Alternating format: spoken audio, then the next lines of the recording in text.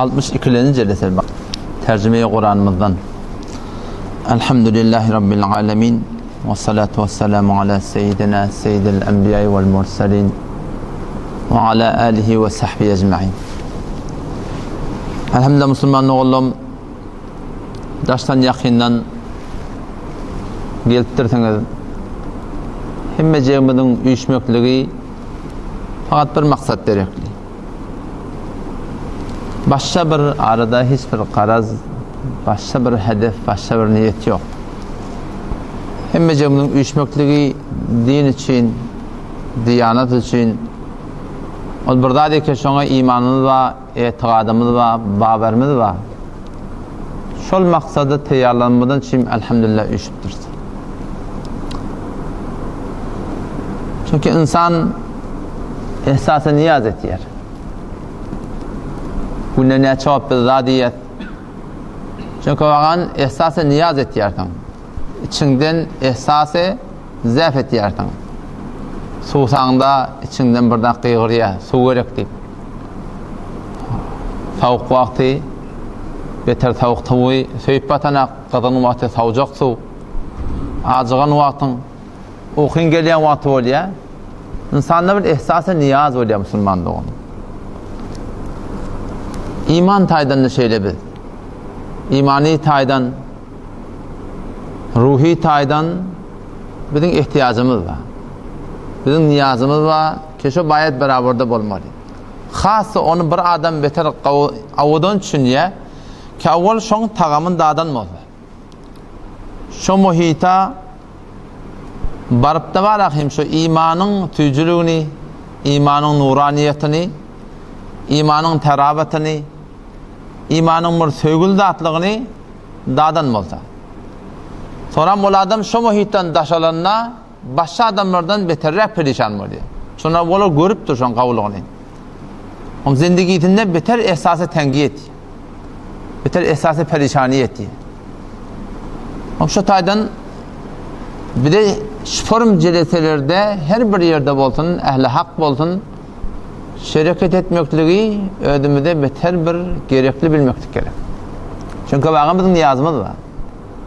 Kadim zamanında ulamalar o Bukhara diye okuymanı giderlemiştik. Nemeden çürüyüm? Çünkü şöyle öldürüne ihtiyaç bile ellemiştik şöyle. Niyaz bile yemiştik. Yaten şu kun Mahtum Şahir rahmetullahi aleyhin adi hadirun çürüyüm dille. O inşallah kıyamet şerliğinde ehli imanın arasında dille olur. Şu şehirlerine, dağıtlarına ol. Türkmenistan'ın porum yerlerine, Afganistan'a şu gidelliğini, izade edildiğini şehirlerine ihtiyaç. 3 yıl idim doğduğunu Gödel Şiirga'da deyip bir şehri var. Şu tağda şu boluptur. Bir şey müşkülatlar dağıttırıp toram idine kaydiptir. Bunun Afganistan'a gidiptir. Şol seferleri, kıyınçılıkları bağın öllerine ihtiyaç bulunan gidiptir. Türkmenler ya da ihtiyaç, gerekli daşın ağram yoktu. Adam vakti bir dadi bağın gerek bilse, şol gerek bilen adına adam vakt koyuyor. Adam erziş koyuyor. O şuna dehmet çekiyor, der döküyor. Şun bir Müslüman doğun ne mi? Şi din ve iman. Evet de bir gece avval tercüme-i Kur'an'ımızdan Sure-i Veşşemsi ve Duhahan ve nefsi ve ma sevvaha feelhemaha fucuraha ve taqvaha şuna bark koyduk. Tercüme-i Kur'an'la avvalo kümmetten başlandat şun celeselerin şımarasına var da şuydek 62. celese. Yani bir gece ben tercüme-i Kur'an'ı inşallah inni kefte koydum. Allah da tevfik verdi. İnşallah inni kefte demeylek şol Sure-i Veşşems'in idini takip baştaki yılların sura var. Her vakti mukadder ve Allah da tevfik verse şuna çedim inşallah ötürüp bilece alıp gider. Yani bir gece yöne bir mukaddemeten Huday Teala dilime nimet halsa şu bir belli bir mevzu belli olmadı mı? Dua ettirme oldu ya Allah. Hiç bir zat bir belli bir zat cemleştirip bilmedim şu. Ben dua ettim ya Allah şu cemle neyme gerek olsa bana da neyme hayır olsa şu dilime sallayayım. Müslüman doğun 4 zat var. Şu 4 zat eğer bizim yaşayışımıza gelse, bizim şonun bereketine dünya ahiretinde abat olacak. 24 saatin içinde bir 4 zat var. Şu 4 zatın üstüne Allah Tebarek ve Teala öz pak kelamına kasam içip şunu aydıptır. Kur'an'ı her vakitte kasam gelse, Allah şu zat-ı mukaddes la ilahe illahu padişahı ki şundan başka ma'bud yok. El-Hayy Allah'ı ki diri, El-Qayyum zatı ki alem cihan taklaptu. La ta'khuduhu sine Hudayı ki onun hiç vakitte ümrükmeklik yok ona. Ve la nevm Allah'ı ki ona hiç vakitte yatmaklık yok. Allah'ı ki la tudrikul absar gözler onu görebilmeye. Ve huve yudrikul absar Allah'ı ki gözleri görüyor. Allah'ı ki leyse kemitlihi şey hiçbir de sonyalakta. Allah'ı ki ve huves semi'ul basir şeneva ve bina. Allah'ı ki yut'imu alem cihana idirip duran sol. Ve la yut'amu Allah'ı ki ona idirilmiyor. Allah'ı ki mettekada sahibete zinanatı yok. Allah'ı ki ve la velede onun oğlunun çoğu yok. Allah'ı ki öyle ediptir. Kul huvallahu ahad. Şol Allah yegana. Bir misal dat. Allah'ı ki samad. Bir niyaz. Hiç kim muhtaç de. Lem yelit. Allah'ı ki doğurmaptır. Hiçbir dadi. Belki bol yerine boluptur. Ve lem yulet. Zat-ı mukaddesi Allah'ı ki doğurulmaptır. Belki huvel evvelu. Evvelden bağmıştık. Vel ahiru. Ahiret çelimde bolacak söz zat. Ve zahiru. Kudreti hem yerde görünüp duruşun. Vel batın yani ödü göde görünenler. Allah'ı ki la şerike lehu. Onun şeriki yok. Elhamdülillahillezî lem yettekiz velede. Veled oğlanı çok yok. Ve lem yekun lehu şerikun fil mulk. Alem cihanna şeriki yok. Allah'ı ki la vezîre lehu. Onun veziri yok. Allah'ı ki la nidde lehu. Onun mukabilinde biri karşı durabilirsen böyle bir dat yok. Allah'ı ki la misle lehu. Onun manandı yok. Allah'ı ki hem zatın haliki zatı ki ibtidatı yok. Kadimun bila bidaye. Evvelden bağmıştık. İbtidatı yok. Daimun bila nihaye. Hemişeki olacak. Nihayeti yok. Nedir zat kanunu Huday Teala? Allah Teala ne diyor? Ve la yuhitune bihi ilme. Siz bilmiyorsunuz onun nezirlerini. Ve la yuhitune bihi ilme. Allah bir vakitte otuyan fikrini veriyor. Allah nezir zat karşı. Allah deyip de fikredip vermen deyip. Allah'ın nezirlerini bilip olmuyor. Bir zatı ki tesevvürden göğünde. Ey berterez hıyalu vehmu goman ve berterez her ançe dideyim o şinideyim o handeyim. Defter tamam şud ve payan resid ömür ma henüzler evvel ve sütüman deyim. Şu zatı ki yaratmaklık bilen öz bağlarından haber verir. Allah'ı ki kudretine edip bana iman getirin deyiptir. Allahullezî yursilur riyah fetuthiru sahaba feyebsutuhu fissemâi keyfe yeşâ وَيَجْعَلُهُ كِسَفًا فَتَرَى الْوَدْقَ يَخْرُجُ مِنْ خِلَالِهِ اللّٰهُ الَّذ۪ي Allah zatı ki yursilur riyah yelleri sürüyor. Kavatta arkan düşüp şu göğünde bulutun yürüyüşünü görürsen Huday'tan kudretini. Zatı ki işte öyle yaptı. Allahullezî Allah zatı ki yursilur riyah yelleri sürüyor. فَتُطِيرُ السَّحَابَ bulutları göğün kaldırıyor. فَيَبْسُتُهُ فِي السَّمَاءِ كَيْفَ يَشَاءُ bulutlar atmanına porum porum şekil veriyen şol Allah وَيَجْعَلُهُ كِسَفًا bulutlar üstüne koyan şol Allah فَتَرَى الْوَدْقَ يَخْرُجَ مِنْ خِلَالِ sen görüyorsun şol arasından yağından yağdırıyan hem Allah alem cehennem ne kadar gerden keşiler var biliyor musun? Her kim ezhar vücud etiyor. Ben bunu becerdim, ben onu becerdim. Falan keşfer onu becerdi, falan keşfer onu becerdi. Ne kadar ihtiraat var diye İktişafat bu diye her kim, her millet, her adam, her hanevade, her millet şu öz tavan benlilerine ne etti? Büyük sonyar. Şuna öz edermenlerine büyük sonyar. Allah Tebarek ve Teala da kudretini Kur'an'da aydıptır. Bir zatları aydıptır. Hiç kimin elinden gelmiyor. Emmen halakas semavati vel ard. Allah Teala ya men sordiyan atmallar yerden kim? Ve enzele lekum mines semai ma'a kim o zati ki defeden için yağdırıyor. Fe enbetna bihi hadaiqa zate behce bir de Allah için göğürttük. Şu sebepli avadan bağları, bahçeleri ki yaşılının iyeti, terabatın iyeti. Ma kana lekum en tumbitu şeceraha. Siz başar miyatınız bağları göğürtmekliğe. ilahum ma'allah, aya Allah bilen bile başka bir ma'budi var mı? Başka bir etçek var mı şular diye. Hiç kim men etkenini bilmiyor. Bir adamın yağını yağdırıyanını, bir adamın atmanı yaratyanını, atmanı yarattım diyorsun. Emmen cealel arda karara, kim ol zati ki şiir mehli zindagi etti. Ve ceale hilalaha enhara, kim ol zati ki şiirin güdünne akar suları koydu. Ve ceale leha ravasi, kim ol Allahi, kim ol zati ki şu dağın yerin defetinde dağlar koydu. Ve ceale beynel bahreyni haciza, kim ol zati ki iki deryanın arasında, şor derya, tücü deryanın arasında perde koydu. Kim ettesiler diye. Emmen yucibul muttarra idâ da'a, perişan sığınanına, çağıranında, yalvaranda cevap veren kim? Ve yakşifus suqinçil qılça diyen kim? Ve yec'alukum khulafa'al ard, sizi yerin yüzünde halifaylandıran kim? Emmen yehdikum fi zulumatil berri vel bahr, kim ol zati ki sizi düdün karanlıklarına, deryan karanlıklarına sizi yola salayan kim? وَمَنْ يَرْزُقُكُمْ مِنْ وَمَنْ يُرْسِلُ الرِّيَاحَ بُشْرًا بَيْنَ يَدَيْ رَحْمَتِ, kim ol zati ki yağın Allah'ın rahmetinden önce yeli boşluk edip iyi veren kim? اَمَّنْ يَبْدَعُ الْخَلْقَ ثُمَّ يُعِيدُ, kim ol zati ki hilgatı başlayan kim diye. Enen görünen notuğa kaçıya milyarta değerleri gömük kayıtlarlar. O deryaların içinde mümbür değerine ismil akık gelip ya. Emmen yebda'ul halk, şu hilgati yoktan başlayan kim? Tumme yu'iduhu, yamaçlarını öğürüp iyidine getiriyen kim? Ve men yerzukukum minas semai vel ard, atmanın yerden de rızık iyidirip durun, istirip durun kim? Zalikumullah, şer'et yana Allah diyerli diye. Şu Allah'a iman. Sure Er-Rahman okuyanda var ya, adam utanıyor.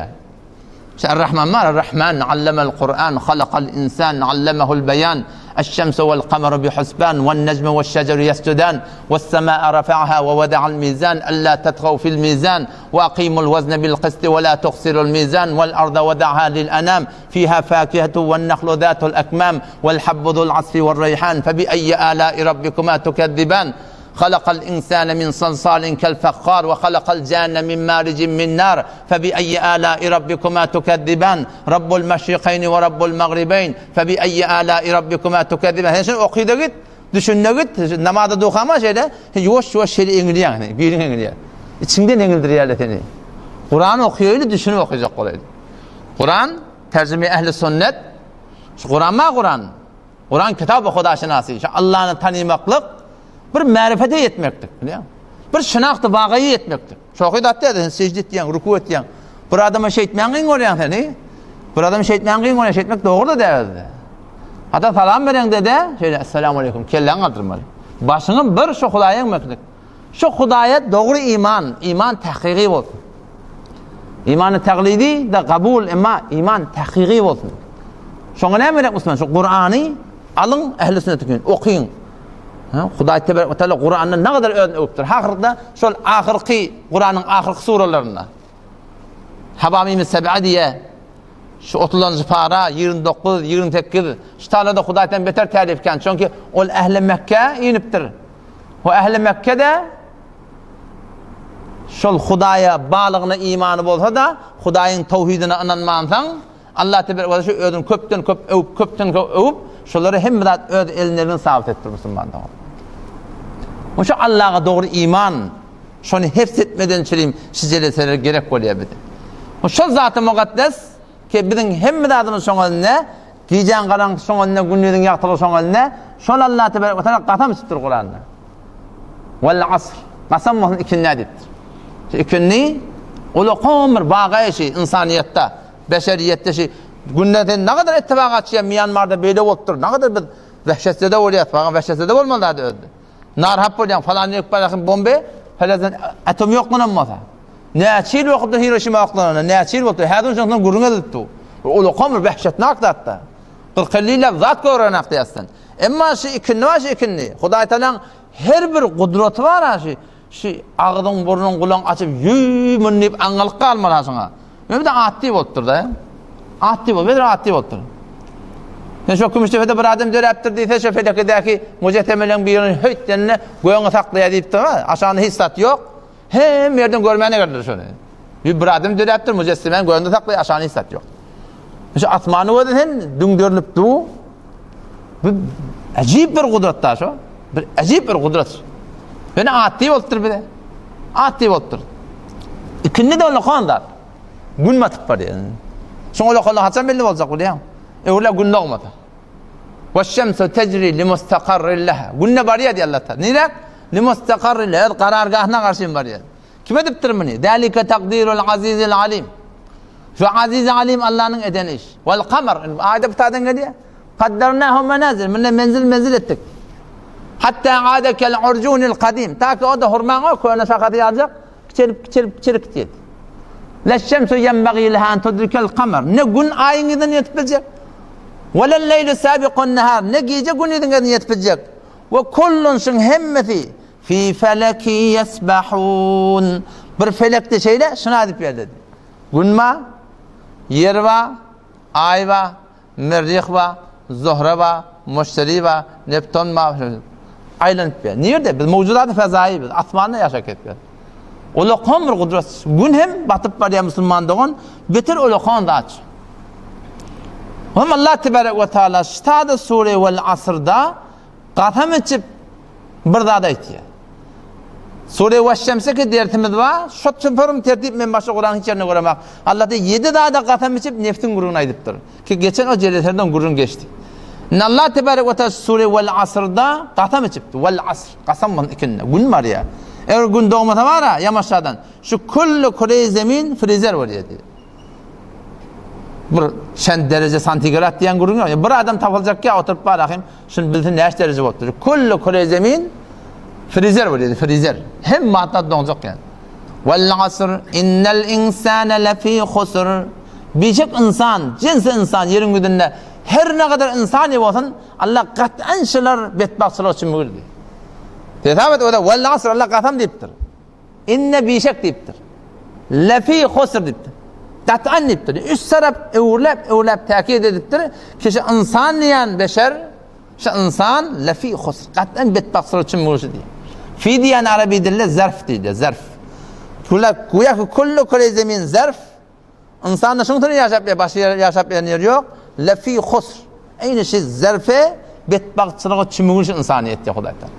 İlla meğer bir adamlar var, bir denanalar var, bir cemaatlar var, bir guruhlar var, bir ummatlar var, şolar böyle deyiptir. Şolarda ne var? 4 tat var.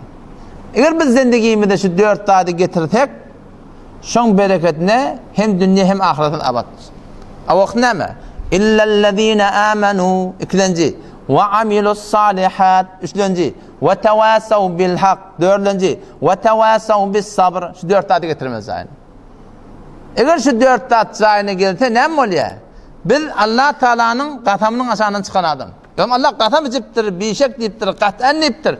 Tadamani ki şu insaniyet şu 4 tat zayını getirbilmese ne olacak? İnsan şu Huday Teala'nın qatam içinde adından şol betbakt diyen cemaatin içinden çıkıp bilecek ya Müslüman. Awak näme illellezîne âmenû. O adamı ki iman getirtir. Näme? Şol Allah Tebareke ve Teala kıyamet ölümden sonra dirilmeklik bir inqilabi akideş. İnqilabi akide. Evde ölümden sonra zindagi var. 10 yıl avval Türkmenizarada kemermen taktırıp olmayad.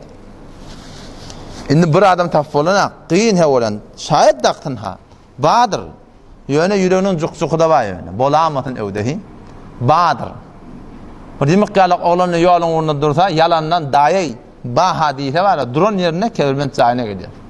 Nämetdir ya şonu anamettir ya adam. Anam ma enne şey evde aracı 30 min timen taüküde çelinde cayvadi. Anam kıyamata ölümden sonra dirilmeklik ve de imaniyerlerinin öyle şey görünmeyen yatanda attıra ananmalı. Kur'an'ın başı da anlatıyor şuna ki اَلَّذ۪ينَ يُؤْمِنُونَ بِالْغَيْبِ İmaniyerler şey görünmeyen yatanda attıra ananmalı. O vakti kim? Allah Teala'nın öyle. İkincisi ne mi? Kıyamet. Ölümden sonra dirilmeli. Yamaşladı mı zindagi olacak. O da ebedi olacak. O da ya ateşe suzan olacak ya hemişeki cennet olacak. Şıbır anam şuna Peygamber Huday Sallallahu kafirler, müşrikler inanmarlamıştır. Hemşen ki şu ne kadar da kafirler var anlanmıyor. Geçen zamanlarda da boltu şeyli adamlar, şu vatta da var, gelecekte de bolacak şu adamlar. Ay o dünya gidip gelen mi? O dünya barık gelen mi? Kule inkar edip veren adamlar her vatta boluttur. Şol adamlar peygamber vatında boluttur. Allah tebarek ve teala Rabbim şu kıyamata inandırmadan çireyim, Kur'an'da şu mesela şeyde bir açıklık ediriptir. Kur'an'ın başında var da, Kur'an'ın başında Hudayi Teala diyor, "Zalikel kitabu la raybe fih" diptir. Onun bir rayb ne manat ya? La şekke fih manat ya. Raybın manatı yok ama Kur'an'ın lafzı şek de geliyor. Efillahi şekkun. Ay Allah'ın tevhidinde şek var mı diyor Hudayi Teala. Lafzı şek de Kur'an'da var. Lafzı rayb de Kur'an'da var. Ama Allah tebarek ve teala Rabbim şeriat pak kelamının hakkında "Zalikel kitabu la şekke fih" demektir. Şu Kur'an bir kitabı ki şuna şek yok demektir Allah Teala. Belki dittir "Zalikel kitabu la raybe fih" şu bir kitabı ki küçüktür şek yok şunda diye. Şey rayb dediği küçüktür şek değil. Şu bir kitabı ki küçüktür şek yok şunda diye. En şunun hakkında Hudayi tebarek ve teala öz pak kelamının hakkında küçüktür şek yok deyişi alak kıyametin hakkında da şunu getir. Rayb diye. Ya eyyuhan nas in kuntum fi raybin minel ba'th fe inna halaknakum min turab thumma min nutfe thumma min alaka thumma min mudgatin mukhallaqatin ve gayri mukhallaka linubeyyine lekum ya eyyuhan nas ey insanlar zillar qavattan kulağatın diye sizike kıyamata inanmıyordunuz diye in kuntum fi raybin minel ba'th eğer küçüklerin şeklini olsa evlep dirilmektin hakkında oylansın diye ne mi oylanmalı Allah görem de nezirine neydi فَلْيَنْظُرِ الْاِنْسَانُ مِمَّ خُلِقْ insan kıyamatan ancak gözüsün nemeden yaradıldı خُلِقَ مِمَّا اِنْدَافِقْ ol yaradıldı şul abi cehendeden nereden çıkıyor? يَخْرُجُ مِنْ بَيْنِ السُّلْبِ وَالتَّرَائِبِ ol tu çıkıyor erkadan bilinin arasından denananın kursağının arasından o zaman ne mi Allah ne mi zorunma şunu anlanıyor innehu ala rac'ihi laqadir bir şey şul Allah insan evlat diriltmek yönüne set kadirdir. Ayahsabul insanu en yutraka suda ay insan gümanet ya muhmel bihuda ölünden sonra öl haline koyulur mu hadip şunu gümanet yem diye elem yekun nutfe ve da insanlar gözleşte bir ayende var insanlar gözleşte var insanlar gözleşte var bizim gözleştiğimiz var avul bir yokmuş ondan sonra nutfe oldur o yine görünüp caylaşıptır ondan sonra qarağan oldur ona bir bölük et oldur sonra bir bölük sünk oldur Toran süngü defini et yediriptirler. Toran şoparında bir inqilab bolan yalak canı yeriyede 4 aydan sonra. Omol eli yaqdatı hemme düzeliptir. Şofar onuzu qol çıqıptır. Thumma nukhrijukum tifla. Thumma litablugu ashuddakum wa minkum man yatawaffa min qabl wa minkum man yuraddu ila ardhil umr. Naqadar javaniyle va javanlığa yetiyet. Naqadar javaniyle yetmeke ölüptü. Naqadar qarınlığa yetiyet. Şeyde bir qarınlığı ki likay la ya'lemu min ba'di ilmin şey'a. O hemmine bilen hemen yadından çıkarıyor. Bizim gözleştiğimiz var. İnsanın gözleştiğinin hakkında hiç kim şeki yok. Yerin yüzünde bir insan tab, insanın gözleştiğinin hakkında hemmekçi muttefak yaşa insan bir damcası şeyde şu merahiller yarılır. Bel yuridul insanu liyefcura amameh diyorlar. Bel yuridul insan iradet diye Hazreti insan liyefcura amameh. Evnakinin karışacak oluyor diye. İrnaki inkar yok hiç kim. Evnakinin inkar edecek oluyor. Evnaki ne mi? Evnaki kıyametin vurur. Yamaçlardan bir zindagi olacak. Şunu inkar edecek oluyor. Ayahsabul insanu en yutraka suda insan güman ettiği öyle haline oylar mı kadim? Allem yekun nutfe. Allah yadaver yetiyor. Gözleştiğine ten fikret diye. Sen nerede dedin? Allem yekun nutfe. Mek bir damca tuğda edim o diye. Damca tuğ ne midin? Balınkı mı? Abi mukadder mi? Abi meyve mi? Abi baran mı? Abi asit mi? Ne mi? Mimmeni. Şu şehvet tuğdan ne edim şu diye. Ne merdi şu anla? Yumne. Oklunun diye. Sonra kâne alaka. Onu qarağan mı oldu? İnen görün zir. Fehalaka. Yaradıptır Allah Teala. Fesevva. El ayak, göz kulak. Kullu vücudu beraber ediptir. Feceale minhu zevceyni dekara vel unfe. Şu zat-ı kişinin erkek ediptir, denan ediptir. Nime soracak cevap verdi şu kafirlere. Şu zamanın kafirlerine. Bana sana bir imamı var. Yönü şu ayetler bizim imamını takviyet ediyorlar. Şu zamanın kafirlerinden soraptır. Ta kıyamet çelinde kafirlerine sorak şey. Aleyse zâlike biqadirin ala en yuhyel mevta. Eleyse zalike Allah tasda var ha. Adını ne getirmeptir da? Adını ne getirmeptir? Eleyse zalike ayaşol. Şöyle kışırışı edip tuğda şu kokadip tuğda mı ne metre ne merak? Eleyse zalike ayaşol zat-ı mukaddes biqadirin ala en yuhyiyel mevta. Ayaşol zat-ı mukaddes kadir der mi? Ünlür diretmektedir. Becek ki şol Allah kadir. Şol zat-ı mukaddes kadir. Şu Allah'a iman arttırmaklık bir hatta Allah dilinde bizim Türkmen ilmin fikretiye Belal Habeşi'ni Allah'tan şu Allah diyenden vurulan mukadiyette Belal Habeşi o cürede Belal'ı Allah'tan şey vurulana Belal'ı ahaddan şey vurulana ola ahad diyara ola şey hem de bu Hudayın eline dilini vuruluptur şunu yok hem Ebu Cehil'in öyle Allah'ın yara Ebu Cehil'in öyle Allah ananya cenge Bedre gaytme olanla Peygamber Huday Medine'de Ebu Cehil Mekke'de Mekke'nin barkıyından yapışıp dua ediptir. Ya Allah dediptir. Hayta bir zaman sana yakirrak olsa katı rahmet etmedirak olsa seni rahmet yerrak olsa şeyle olsa şunu nusret et her kimde beylerli diyarlar şunu nabud et. Ayetin yaşam hakkında in testeftihu fekad ca'akumul feth ve in tentehu fehuve hayrun lekum in testeftihu feth talep diyadın hayt hakkında piruz et diyadın ya piruz oldu ya Huday'dan Ebu Cehil ve Ebu Cehil'le bilen Allah bağlığına o hiç kimse yok. Belal Habeşi'ni Allah'tan çimurlanlar diyor. Ahad'tan çimurluptur. Şun konu şeyle de. Şun konu bizim Müslüman sıramızda bırakmak ne diyor? Ay Allah bize ananiyat ya. Allah ananmada gurur yok. Allah oraya bolmada gurur mu? Ahad baş ahada oraya olmalı. Tevhid anas ka ora yegane dani. Ama tevhid hakiki anas ka ora yegane başı. Bir Hudaya oraya bolmaklık. Abdülkadir Cilani rahmetullahi aleyhin yanına bir denene gitti. Poşta perde adamından şikayet ettirdi. Şeyde Abdülkadir ben adamım ikinci ayar alacak kolu. Ben şuna kadar muhabbet ettiyen, kavuluk ettiyen, hiçbir an kem oymak. Abdülkadir eğer ben perdemi açsam, sen ben gidip avudallığını görsen, sen ne teyit edersin ben kefimi, keşke adam mağdulum edecek kolaydı. Abdülkadir Cilani rahmetullahi aleyhin kıyıqırıp ödünden gittir. O hele diyor yüreği alıp da Türk gitti. Zaten ben bana ne ettim? Toran bırak hoşa gelen sorattır ne mi oldu? O men şu heleyin gayretine ben hayran kaldım diye. Şu heleylik bilen şu adamının kaptalından öd avadallığına dayanıp öd hizmetine dayanıp başka birini getirmekliğe kabul edenak. Ne yaparmış ol Allah'ı ki hemmedatın menşe asliyeten nimetin ayeti hemmedat ve ma bikum min ni'metin fe minallah. Her bir nimeti ki Allah'dan. Yine bütün kaptanın halka oraya diyet, iyile oraya diyet, camiye oraya vermelidir, beter kat tutup vermelidir, ganimet bolsa bolar, şu ganimet bolsa bolar, bolmaya deyip, Belal Habeşi'ni kurtturlar. Ahad'dan şey vuruluptur o, Allah'dan şey vurulanadı yok. Şu ahad diyen şu. Şu ahad diyen hemmedat bir Allah'ın elinde, o bir Allah oraya bolmalı Müslümandı o. Ama şu Allah'a iman. İllellezine amenu. İman doğrulaman başta. Ondan sonra ve amilus salihat. Amel etmek gerek. Amel edecek olan ne bileyim? Amele ilim gerektir. İlim bulmasa adam sen ne biliyorsun? Amel bilen aktardı bilmiyor.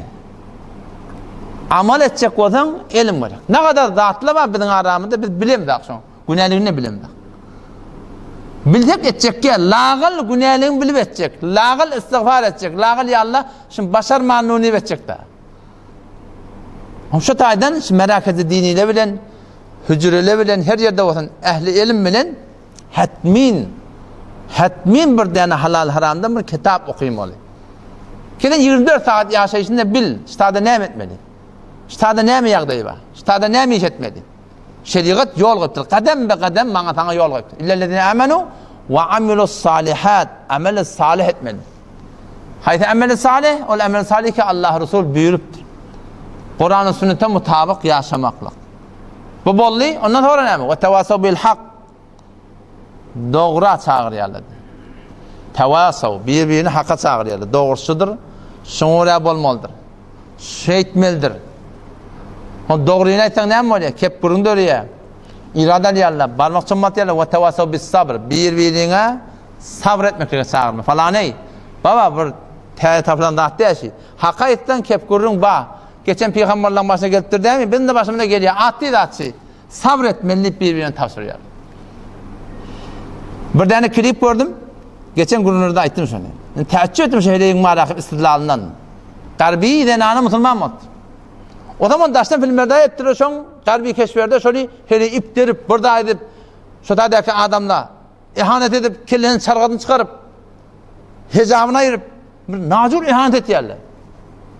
Ham sonra mı yığınlaştırıyor ödünü. Sonra şöyle hususi gurun ettirler. Sen ne metin? Şoför ihanet et yerler. O Müslüman terörist yerler bana oldu ne? Yalandan daşını ürküp verirler bana. Terörist yerler. Şu gün bizim hakkımızda şeyler ha. Anı süpermen benimle Müslüman doğuşta olanma. Ali'nin müsaadesi var. O zaman CD ettirip durdum diye. Ne oynadım ki ben CD'mi ettirip durmuştuk. Kapıdan girdi, çıkıp uğradı diye. Ay falan gel dedim diye. Gel. O zaman televizyon söndürdüm diye, üstüne perde örttüm diye. Onu yamaçlarını yaktım diye. Tesbirde el çektim diye. Ay diyen kefek olarak dedim diye. Acaba daha da ettirdi. Tesbirden el çek. Anladın kim? Gör, eşitmeyeni korkup bir yerde. Ezbeska aydılıktır.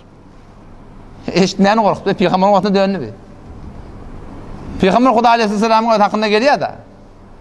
Musim-i Mekke'de Peygamber Kuda 13 yıl Mekke'de 10 yılını şu tağda aşkara davet berkettir. 3 yıl mekfiyanımıştı. Şu 10 yılın içinde badarlar var. Musim-i Haç'ta badar dil mecaz, badar-ı mücenne, öbür badarın biri bazar-ı ukaz. Şurada Peygamber doğru vurup ne etti? Tebliğ edermişti. Cabir radıyallahu anh rivayet etti ya ki Peygamber Kuda 10 yıllar Mekke'de tebliğ etti, 2 daha da tebliğ etti diye. Ne hemen görürüm? Bir, bana iman getirin. İkinciden, kim beni himayet edecek? Kim beni ekitecek bir kavim olup, bir taife olup, bir millet olup, ben arkamda kim duracak? Peygamber şunu esas etti. Yok yani Hazreti Ömer var, Sıddık var, Osman var, Abdurrahman ibn Avf var. Hazreti Zübeyir var. Tamam yararlar var. Ama Peygamber esas etti ya bir hükümet-i İslami kuracak bolsan, bir aleyhi küfr cihani ile yakçelmeyecek bolsan, ne mi gerek? Bir memleket gerek, keden arka olsun. Bir taife gerek, keden arka olsun. Yok bolmayar deyip çıktır Peygamberimiz. Şu tevekkülü bilen. Bolmayar dedi. Yani şu an dünyada ne kadar cihat biliyor biliyor. Vakti hop keşferin doğulup dursa sen defa etmektik senin boynuna farz da. Ama sen şu an her yerde cihatla boluyor, cihatları iki boluyor. Şu cihatla hiç vakti netice yetmiyor. O hiç vakti yetmiyor. Tadamanı ki 4 iş edilmedi. Avval davet verilmeli. Ümmet İslam'da davet verilmeli. Davetin üstünden en hiç Peygamber Kuda Aleyhisselam bir kim arkamana deyip bir şehir bir memleket yalak buradan gödüye bir arka duran şuna keşfer gerek ümmet İslam'a. Ta ahir demeçeliğin bir dost. O amşadak ne mi oluyor? Hicret oluyor. Peygamber Medine hicret etti sonra. Ondan sonra ne oluyor? Nusret oluyor. Ondan sonra hilafet İslami ile geliyor. Ta adamani keşi zatla bulmasa arada her kim Kuda için şehit etti, ihlas ile mutu, sokağımda da şehit bulur. Ama sadamani keşi zatla bulmasa netice alıp bulmuyor. Sünnete Nebi Kuda Aleyhisselam davet, ondan sonra hicret, ondan sonra nusret, ondan sonra hilafet. Peygamber Kuda Aleyhisselam da şu tağda şu davet bir keyfiye. Hazreti Cabir radıyallahu anh ayeti 10 yıllar Peygamber şey dikkat edecek. Tevhid-i iman getirin, kim bana kömekçi olacak? Kömekçi yok diye. Kömekçi olan hakkı. Angırdan gelecek korku ederler. Hadi gece oraya. Mozar'dan, Yemen'den, Beylen şeyden gelecek olsalar gelmeye kaydarlar. Barama gumrah eder. Şu gün şeyde olur. Ben perdeden çektim diye patos oklaptım. Tesvirden çektim. Aydın keme kulak dedim. Şu aydın keme kulak attın ne mi diyor? Şahsiyet peresti İslam'da batılda. Yani şahsiyet pesendi var da insanlar. İnsan şahsiyet pesend böyle kavrak bir Kur'an okuyor. Bir dili varrak o da bir hakayt yanmasa bir abreynin geçen insan şahsiyet pesend. Siz de şahsiyet perest değil ki. Siz şu düşünüşüne de öyle, fehmine de öyle şahitleyen ki hak düşünüptürdünüz. Şuna için geliptirdiniz. O bir de kim şu ağrımının konusu. Her yerde şahitleyen kepleri, dileyen kurumları hem göre Kur'an'dan, sünnetten, Hanefi mezhepten çıkanmadı gel bizim yakamız zaten.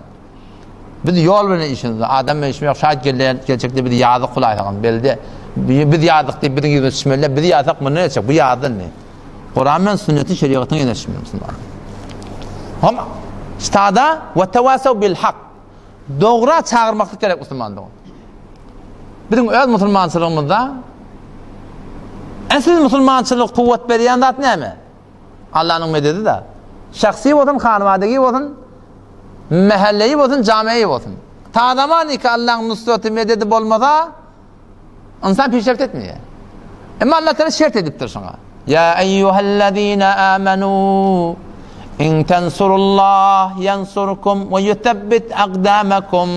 Ya eyyühellezine amenu ey iman getiren adamlar in tensurullah eğer Allah'ın dinine kömekçi olsanız eğer kömekçi olsanız deyiptir. Yansurkum kömekçi olacak mı deyiptir. Ve yutebbit akdamakum alparyan yoluna sabit kadam alacak, aylandıracak. Ve tevasav bil hak gerek.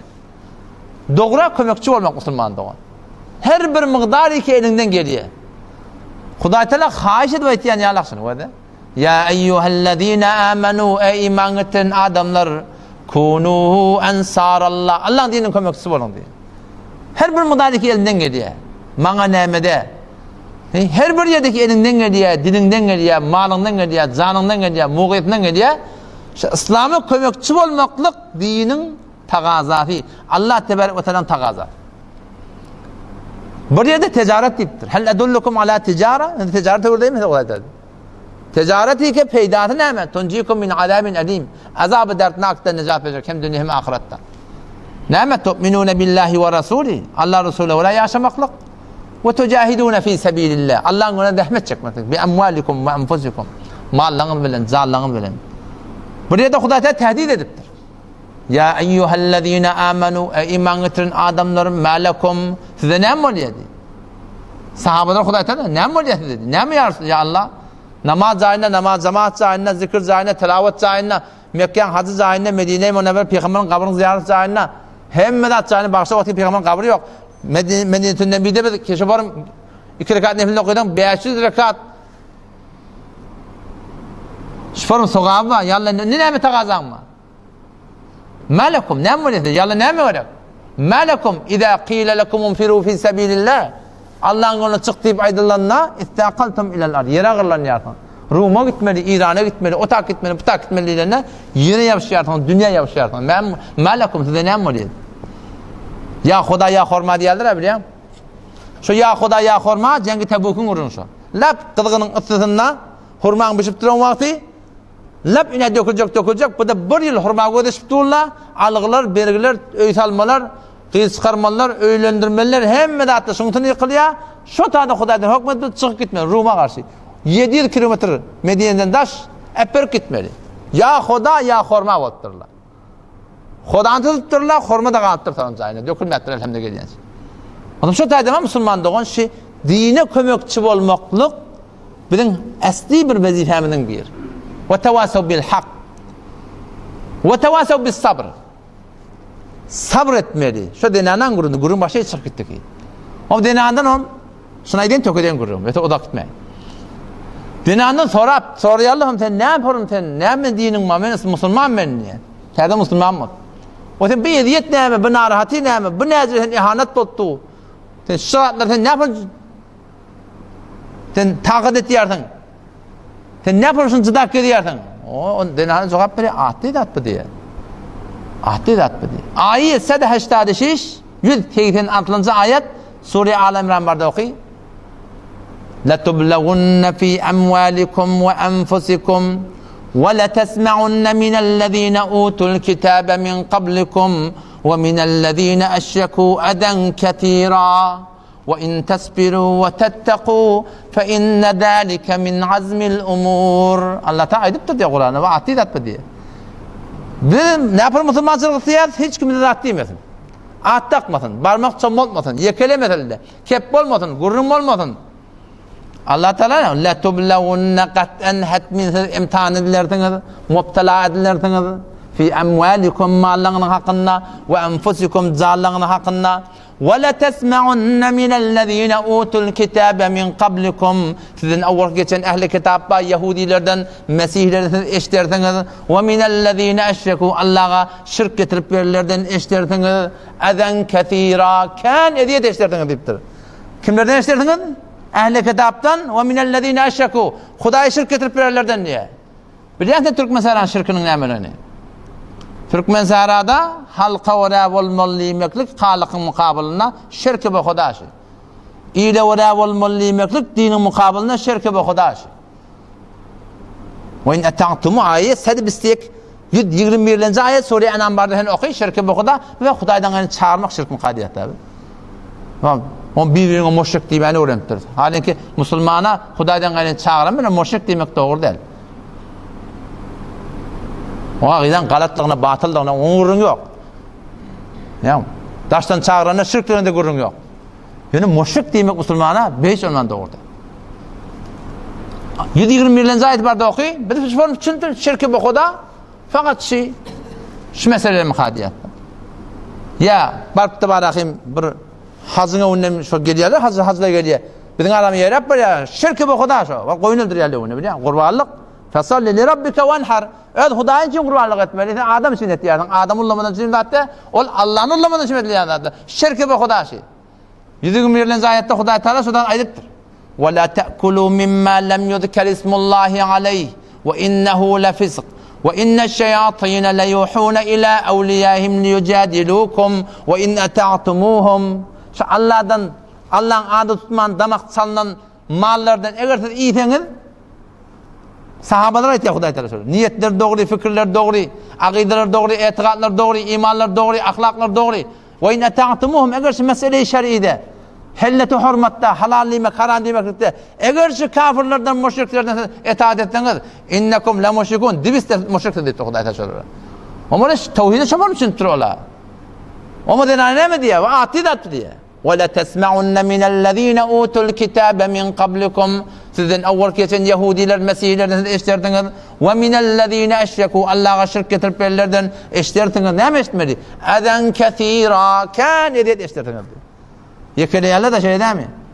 Daha sonra sılsak yerler. Tükenine diken gelen aksat olarak. Her nimet yerler. Nimetin için. Şu kadim yolla ne vurmelle. Şu kadim yolla peygamberin yolu. Ondan merdeki 4 tane mezhebin yolu. Ondan anada kadim yok. Ondan anada gelsen din yokmuş ki bir salım din kalmadı. Ondan anada kadim mi amne mi? Ve tevasav bil hak. Ve tevasav bil sabr. İnne dâlike min azmil umur. Allah diye bol molyon şu deyiptir. Bolýan şu atidat diye Hudaý Taala diye bir musulman sınıfına kıyın olacak bolýardyňyz. Haýlanmalar musulman dogan. Otam şu taýdan inşallah bara şu 4 taýdy zindigiye getireydi. Şu 4 taýd iman, amel salih. Ve tevasav bil hak ve tevasav bis sabr. Ýöne şu 4 taýd eger gelmeli bolsa şu kimiň üstünden gelýär? Goýandan gaçmaja berdi. Şu adamyň üstünden gelýär. Şu yerin üstünde Hudaý Taala yaradanna masa hem adam hem adam mezekdir. Ve adam da adam mezeriye. Adam mezeriye. Şu taýdan Hudaý Taala bize alhamda her rekatta bize dua ettiripdir. İhdinas sıratal mustakim. Yani bir doğru yol hal. Doğru yol haydi? Sıratal lezine en'amte aleyhim. Yani nıgmat berilen adamlar var. Şolun yol hal. Şu nıgmat berilen adamlar Sure-i Nisa'da Allah açıklarına 4 grup ettir. Peygamberler minen nebiyyin ve siddiqin ve şuhada ve salihin. Her rekatta Allah Teala dilet yani bir peygamberlerin yolunu hal. Şehitlerin yolunu hal, siddiqlerin yolunu hal, şuhadaların yolunu hal. Ama Hudaý Tebaraka ve Teala Kur'an'na şu 4 cemaatın içinden siz şu bir cemaat bilen bolun deyipdir bir de. Şu 4'ü peygamberler bilen bile bolun diýmekdir. Çünkü peygamber yok. Hemişe gidiyor. Sünnete mutabık bolun deyipdir ama peygamber bilen bile bolun. Peygamber yok. Näde peygamber bile bolacak? Şuhadalar bilen bile bolun diýmekdir ki şuhadalar ölküdipdirler. Solihalar bilen bile bolun diýmekdir ki adam Allah Taala Allah. Allah Taala amal haqqal bilen hi. Allah Teala emtir. Ve kunu ma'as sadiqin. Sadıklar bilen bile bolun diýipdi Hudaý Taala. Sadık kim? Aýtýan kefilen bolup berdiňler. Aýtýan kefilen ödünden bolmasyn. Kur'an, sünnet bilen şol adamyň bolup berdiňler. Şol adam sadık adam. Her yerde tapsaň şo bilen bolmaly. Bizinkini gördüm ben barha aýtýan, mabada bize Allah berem bolamaydy. Mabada bize Allah berem bolamaydy. Hudaý bilen peygamber. Tahqiq eden aýdýan kepleri gözden bagan şu çynmyşy. Bu bize hewer habardar da bolun. Men barha gurunlarda ýan Hazrat Ömer radıyallahu anhu aýdypdyr da şoda Ebu Ubeyde bin Cerrah radıyallahu anhu emini ummet aýtýa, Hazrat Muad aýtýa, "Wada men Emirul Müminin meňe haybatymdan birdadyny gorkturmaň, meňe habardarak bolun" diýipdir. Adam çıkaya da. Siz de şöyle. Siz kendimde yetimada gelip dursanız her bir dağıttaydan size haberdar olun. Mabada bir yadamayın. Tahkik etten gidin. Bir anam gelmeli adam öyle ya. Bir anam gelmeli. Ve kunu ma'as sadikin. Allah doğrusunu ben bile bolun. O Müslüman doğum var ha. Şu adam meceriye. Eğer şu mecmuada yaxşı niyetlik bolsa, şu hücrede yaxşı niyetlik bolsa, alıp bariyat edip Kur'an sünnete mutabık bolsa, şunna eser geliyor adama. Şunna kavuruk geliyor. Ta adamani ki şu olmasa var ha, adamı düzgünlük gelmiyor. İzin ne? Gayril mağdub aleyhim. Allah kahrı kadar salan adamlar var. Şolun yolunu salmak kim? Yahudiler de bilip edene akla. Şu konu her kim bilip etmeyen olsa, şu ahım olsun, her kim olsun bilip etmeyen Yahudilerin yolunun bir mecmuatında şu. وَلَذَّالِّنْ Gomrahlığın yolunu salma deyip dua ediyor. Gomrahlık kim? Halti ifratı çıkıptır o da. Halti tefrite giriptir. Ya beter ziyadelevi, ya beter kemkari. İtikatta, imanla, amanla. İnşallah Allah temizden tevfik versin. Sayı kuşucu değil, şu 4 tane zindagimizde batarabet taklamaklık. İman, amel-i salih ve tevasav bil hak ve tevasav bil sabr. Ama şuna ne mi? Şuna hem kelami gerek, hem neşini gerek, uduk barahim bile bolmaklık gerek. Her yerde şu sadık insanla bilen hem neşini, dusini ihtiyar etmek gerek. Şun bereketini sizlerden inşallah terk eder. Allah temizden tevfik versin. Baştan kârak vatandaşlarım. Vesselamu aleyküm ve rahmetullahi ve berekatuhu.